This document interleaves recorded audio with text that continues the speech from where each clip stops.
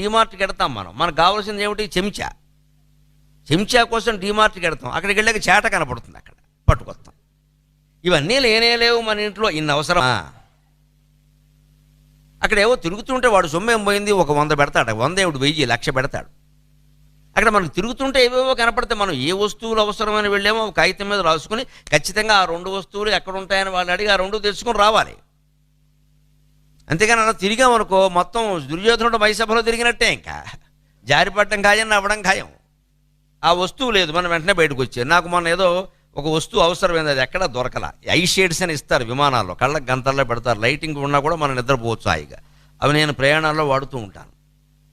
ఈ మధ్యన విదేశీ ప్రయాణాలు తగ్గించా, అందుకని ఐ షేడ్స్ ఎవడో ఇవ్వలేదు, లేకపోతే వాడు ఫ్రీగా ఇస్తాడు. అవి ఎక్కడ దొరుకుతాయంటే డీమార్ట్లో ఉంటాయని ఎవడో చెప్పాడు. నేను వెళ్ళాను డీమార్ట్కి.